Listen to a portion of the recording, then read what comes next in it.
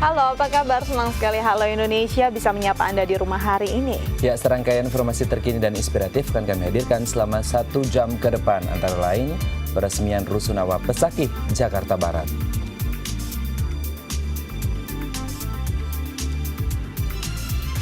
Ada pula persiapan menanti gerhana matahari total.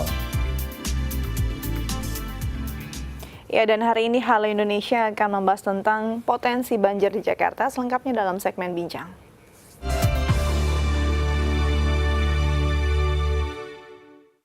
Pemerintah Provinsi DKI Jakarta saat ini sedang gencar dalam membangun rumah susun di beberapa wilayah ibu kota, karena melihat masih banyaknya warga yang masih menempati kawasan bantaran kali. Ya, program pembangunan rusun ini dinilai dapat menertibkan bangunan kumuh menjadi kawasan yang lebih bersih dan sehat. Lalu seperti apa pesatnya pembangunannya? Berikut selengkapnya. Pemprov DKI Jakarta kini sedang gencar membangun rusunawa di beberapa wilayah ibu kota. Pembangunan ini dilakukan karena melihat banyaknya warga DKI Jakarta yang berpenghasilan rendah masih menempati kawasan bantaran kali dan rel kereta api. Rusunawa Pesakih, Jakarta Barat adalah salah satu rusunawa yang berhasil dibangun oleh Pemprov DKI. Rusun dibangun sejak awal tahun 2015 ini telah berhasil memindahkan 640 kepala keluarga dari warga yang berhasil direlokasi dari bantaran Kali Apuran Kapuk, Rawabuaya, dan Duri. Menurut Gubernur DKI Jakarta Basuki Cahayapurnama, pelaksanaan program pembangunan rusun ini diadopsi dari sebuah konsep Yayasan Buddha Seci yang telah berhasil memindahkan warga yang hidup di kawasan kumuh, bantaran Kali Adem ke rumah susun Muara Cinta Kasih Muara Angke dan warga bantaran Kali Angke ke rumah susun Cinta Kasih Suci Cengkareng. Nah, inilah rencana hari ini kumpulin, ini udah jalan. Misal dulu Yayasan Buddha Seci, kita kerjasama sama UI. UI punya tesisnya, punya disertasinya bagaimana untuk orang tinggal di rusun. Ternyata itu butuh orang tinggal di dalam loh, kayak Seci. Nah, ini teman-teman yayasan ini banyak yang tinggal di dalam loh. Mereka ikut tinggal di dalam rusun untuk tinggal di dalam, untuk menilai tiap lantai. Kan saya minta, dulu ingat nggak saya bilang kalau satu lantai ada yang jual, ada macam-macam, kalau nggak mau laporin satu lantai diusir. Nggak berani mereka ternyata. Nah, kita mulai taruh orang. Nah, kita harapkan nanti orang ibu-ibu yang baik, yang bisa masak segala macam, yang punya perhatian, dia bisa jadi ketua RT-nya, bisa jadi RW-nya, atau jadi ibu PKK-nya. Karena program ibu PKK kan untuk orang semua, sama. Nah, itu biar mereka yang dibentuk. Tidak hanya menjadi sebuah tempat tinggal, para warga rusun Pesakih ini juga membentuk sebuah kelompok tani yang diberi nama Green Garden. Lahan seluas 400 meter dan diikuti oleh 80 warga ini merubah lahan kosong menjadi lahan pertanian kota. Pembentukan kelompok tani ini merupakan program pemerintah yang bertujuan agar para warga mendapat penghasilan tambahan dan bisa mengkonsumsi sayuran organik tanpa harus membeli. Sebagian dikonsumsi karena prioritasnya itu supaya warga rusun ini menjadi sehat dengan mengkonsumsi sayuran organik, dan sebagian kita jual untuk memperoleh hasil supaya kita nanti bisa membeli bibit untuk mandiri. Sangat bermanfaat sekali bagi warga saya di Rusunawa ini karena mendapatkan ilmu yang begitu banyak manfaatnya bagi warga saya ini semua. Dan saya pun merasa dulunya pengangguran semua di sini, Bu, di rumah susun Pesakih ini, Bu. Jadi sekarang ini ada kegiatan semacam organ mandiri ini, Bu.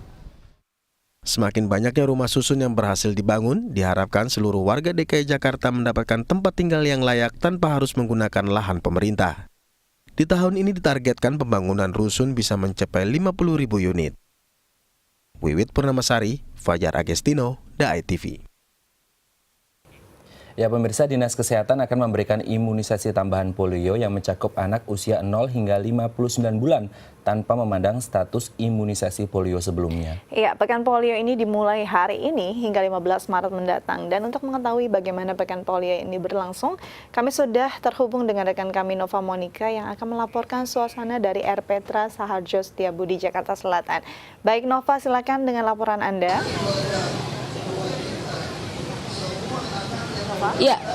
Ya baik Astia dan Madlia, saat ini ya Ya, Astia dan Madlia, saat ini tengah berlangsung pencanangan Pekan Imunisasi Nasional Polio 2016 yang dibuka secara resmi oleh Gubernur DKI Jakarta, Basuki Cahayapurnama.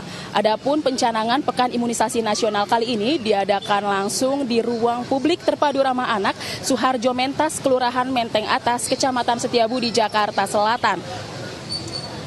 Pekan Imunisasi Nasional Polio 2016 ini dilaksanakan secara serentak di seluruh Indonesia mulai hari ini tanggal 8 Maret 2016 hingga 15 Maret mendatang. Namun Yogyakarta menjadi satu-satunya kota yang tidak mengikuti Pekan Imunisasi Nasional 2016 kali ini. Baik, kenapa? Bagaimana alasannya apa? Iya, Hingga Yogyakarta tidak ikut iya. Pekan Imunisasi Nasional tahun ini. Iya, Astia, Daerah Istimewa Yogyakarta tidak ikut melaksanakan Pekan Imunisasi Nasional 2016 secara serentak dikarenakan Yogyakarta telah lebih dulu melakukan PIN polio karena sudah melaksanakan imunisasi polio dengan sistem suntik. Cakupan warga mengikuti imunisasi polio di Yogyakarta pun sudah cukup tinggi dan telah melampaui target nasional Dika. Bahkan di tahun 2007, Yogyakarta sudah menggunakan IPV untuk mencapai eradikalisasi polio 2020, di mana vaksin polio menggunakan virus polio sendiri yang sudah dimatikan dan diberikan secara injeksi kepada balita di Yogyakarta, Dika. Ya, Nova, ini kalau kita kembali ke Jakarta sendiri, ada berapa banyak pos PIN polio yang ada di Jakarta Selatan? Oke. Iya, Madlias, untuk pelaksanaan PIN polio di Jakarta Selatan sendiri khususnya akan dilaksanakan seoptimal mungkin karena balita di wilayah Setiabudi Jakarta Selatan, maksud kami di wilayah Jakarta Selatan terbilang cukup besar, yakni mencapai 195.948 balita dan nantinya akan ada sekitar 1.550 pos PIN yang akan dibagi di sejumlah posyandu, puskesmas dan di rumah sakit yang ada di Jakarta. Baik, terima kasih untuk laporan Anda, Nova Monika. Ya, pemirsa, kita beralih ke informasi lain. 11 kota di Indonesia akan dilewati fenomena gerhana matahari total pada Rabu pagi tanggal 9 Maret besok. Dan durasi gerhana matahari ini akan terjadi selama 1 jam. Maksud kami 1 hingga 2 menit. Ya, namun masyarakat dihimbau agar tidak sembarangan melihat gerhana matahari tanpa alat bantu, mengingat paparan cahaya matahari tetap kuat meskipun tertutupi bulan.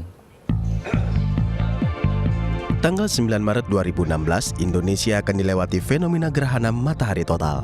Fenomena ini merupakan kali pertama di abad 21. Kenampakan matahari tertutup bulan ini dapat terlihat kasat mata di 11 kota di Indonesia. Diperkirakan gerhana matahari akan terjadi di pagi hari mulai pukul 6 hingga pukul 8 waktu Indonesia bagian Barat. Sedangkan penampakan dengan penutupan 100% atau gerhana matahari total akan terjadi dengan durasi 1 hingga 2 menit di selang waktu tersebut. Peluang munculnya gerhana matahari total merupakan mekanisme peredaran bumi dan bulan terhadap matahari yang terus berotasi serta berevolusi. BMKG telah membuat perakiraan bahwa ada 12 provinsi yang dilalui oleh gerhana matahari total, yaitu dari mulai Mentawai, ya, kemudian Mukomuko itu Bengkulu Utara, kemudian Palembang, ya, Sumatera Selatan, kemudian Belitung, ya. Kemudian sedikit di Kalimantan Barat, di sebelah selatan Kalimantan Barat. Kemudian Palangkaraya, Kalimantan Tengah, Kalimantan Selatan, Balikpapan, ya, Balikpapan Kalimantan Timur. Kemudian sedikit di Sulawesi Barat. Kemudian Sulawesi Tengah itu Kota Palu, ya, dan terakhir adalah di Ternate. Sekarang kalau melihat posisi matahari dan bulan itu adalah dalam satu sisi, ya, maka jelas pengaruhnya akan menjadi maksimum terhadap bumi. Nah, dampaknya jelas pasang surut air laut akan terjadi. Masyarakat dihimbau agar tidak melihat gerhana matahari tanpa menggunakan alat bantu. Mengingat meskipun cahaya matahari itu tertutup oleh bulan, namun pancaran cahayanya tak berkurang sedikit pun. Tetapi hanya ukurannya saja yang menyusut. Sehingga hal ini sangat tidak baik bagi kesehatan mata. Ahmad Effendi, Galang Aditya, DAI TV. Ya, pemirsa, berangkat dari buruknya pengelolaan TPA dengan sistem open dumping yang mengakibatkan longsornya TPA di Lewi Gajah, Cimahi, Jawa Barat pada 21 Februari 2005 silam hingga menewaskan 150 jiwa. Yusuf Kala memperingati Hari Peduli Sampah Nasional 2016 pada 5 Maret 2016 lalu. Ya, selain meresmikan Hari Peduli Sampah Nasional 2016, dalam kesempatan ini juga dilakukan penandatanganan komitmen terkait penerapan penggunaan kantong plastik berbayar di 22 kota dan 1 provinsi di Indonesia. Mengingat lebih dari 90% sampah yang dihasilkan berasal dari kantong plastik. Pada tanggal 5 Maret 2016 lalu, Wakil Presiden Republik Indonesia, Yusuf Kala, meresmikan Hari Peduli Sampah Nasional 2016. Peresmian Hari Peduli Sampah Nasional 2016 ini dilakukan sebagai wujud serius pemerintah dalam memerangi polemik sampah di Indonesia, khususnya sampah yang berasal dari kantong plastik. Terpilihnya Kota Makassar sebagai tuan rumah peresmian Hari Peduli Sampah Nasional atau HPSN 2016 karena Kota Makassar dinilai telah berhasil mengelola sampah dengan baik hingga dinobatkan sebagai kota percontohan pengelolaan sampah nasional. Dalam kesempatan yang sama, Yusuf Kala beserta Kementerian Lingkungan Hidup dan Kehutanan Republik Indonesia juga turut mensosialisasikan penerapan kantong plastik berbayar yang diperuntukkan bagi pengusaha retail di 22 kota dan 1 provinsi di Indonesia dengan melakukan penandatanganan komitmen bersama 22 wali kota dan Ketua Umum Aprindo untuk melaksanakan sosialisasi serta uji coba penerapan kantong plastik berbayar pada usaha retail modern. Upaya mengurangi penggunaan kantong plastik kita dekati dengan prinsip siapa yang memberi beban kepada lingkungan berupa sampah maka ia harus membayar. Untuk itulah kemudian jadi berbunyi berbayar. Jadi tidak ada kaitannya dengan kita membebani masyarakat dengan membayar plastik.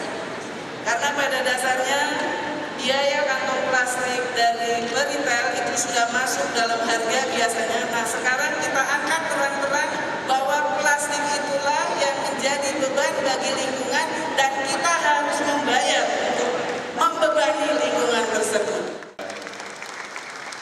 Bertempat di Celebes Convention Center Makassar, Sulawesi Selatan, acara peresmian Hari Peduli Sampah Nasional 2016 juga dihadiri oleh sejumlah menteri dan perwakilan Kota Makassar. Antara lain Menteri Dalam Negeri, Menteri Agraria, Menteri Koperasi dan UMKM, Gubernur Makassar, Wali Kota Makassar, dan sejumlah UMKM serta perwakilan masyarakat Kota Makassar. Dalam sambutannya, Yusuf Kala menyampaikan selama kurun waktu 10 tahun terakhir, masyarakat Indonesia telah menggunakan 8,9 miliar lembar kantong plastik, di mana 95% dari jumlah kantong plastik tersebut berakhir menjadi timbunan sampah. Sampah sebagaimana yang lainnya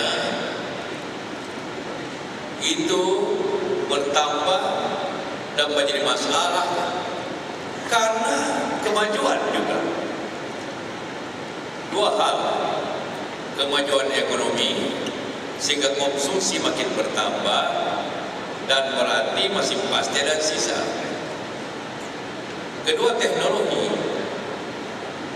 Akibat orang mempunyai teknologi yang simpel tapi kemudian berbahaya pada mana artinya.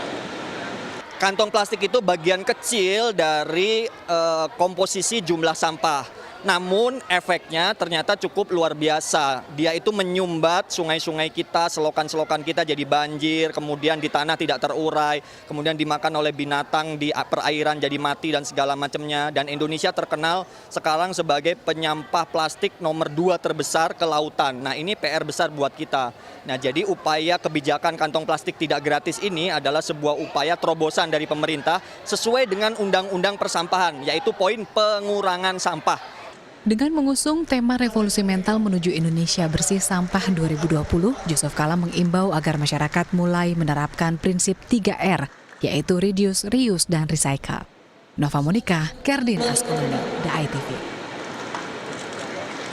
Ya, Kota Makassar, Sulawesi Selatan menjadi tuan rumah peresmian Hari Peduli Sampah Nasional 2016 yang diresmikan langsung oleh Wakil Presiden Republik Indonesia Yusuf Kala. Ya, terpilihnya Kota Makassar sebagai tuan rumah HPSN 2016 karena Kota Makassar menjadi satu-satunya kota di Indonesia yang berhasil dalam mengelola sampah dengan baik. Kota Makassar menjadi kota yang ditunjuk oleh Kementerian Lingkungan Hidup dan Kehutanan sebagai tuan rumah acara peresmian Hari Peduli Sampah Nasional 2016.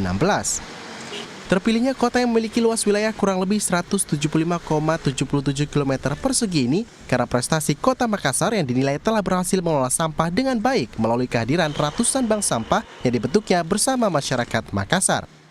Makassar sendiri patut berbangga karena menjadi satu-satunya kota di Indonesia yang memiliki regulasi pengaturan pengelolaan sampah dengan pemisahan 4 jenis sampah, yakni sampah plastik, kertas, logam, dan botol. Terbukti pada tahun 2015 lalu, Kota Makassar mengalami penurunan volume sampah sebanyak 700 ton. Belum, jadi kita lagi membangun TPA Bintang 5, baru membangun. Sekarang masih aut-autan, Bu. Sekarang masih open dumping. Sudah sebenarnya kita sudah cover soil. Tapi kita bongkar lagi untuk menuju sanitary landfill. Langsung sanitary landfill. Tahun ini sanitary landfill. Kita lagi kerjakan. Jadi kita lagi extend untuk pembebasan lahannya lagi. Ini sudah sementara berlangsung. Kita bikin jalan boulevard. Jadi di dalam boulevard jadi bola-balik. Boulevard, kemudian kita mulai bikin sanitary landfill kembali. Jadi kan kita bikin juga waste to energy di situ. Kemudian composting di situ. Kemudian pabrik plastik, pabrik untuk kertas dengan kaca. Jadi semua yang TPS 3R itu ada pusatnya nanti di sana. Selain memberdayakan bank sampah, Wali Kota Makassar juga menerapkan lorong hijau di setiap gang tempat tinggal warga Makassar agar lingkungan tak bersih dan hijau. Jadi sekarang yang paling bersih itu justru gang-gang. Justru toko-toko itu sekarang agak kita akan menegakkan perda nanti. Kita agak sedikit keras nanti di situ. Karena gang-gang kita seperti ini. Seperti ini. Ya, masuk di dalam, alhamdulillah ini sudah. Dan ini semua public engagement, partisipasi masyarakat. Ya, mereka terlibat ya. Ya, dan ini ada kalau lorong ada bank sampahnya, ini namanya lorong garden. Nah, tahun ini kita mulai produktif. Ada lorong cabe, lorong tomat, lorong markisa, lorong pare, lorong terong, gitu. Kita panen sekarang di lorong-lorong. Menurut Menteri Lingkungan Hidup dan Kehutanan Republik Indonesia Siti Nurbaya, inovasi pemerintah Kota Makassar adalah mengelola sampah serta melakukan penerapan kantong plastik berbayar dan kantong belanja pakai ulang patut ditiru oleh daerah lainnya di Indonesia. Nova Monica, Herdin Askolani, DAI TV. Selanjutnya kami akan membahas tentang potensi banjir di Jakarta, namun setelah jeda berikut tetap bersama kami di Halo Indonesia.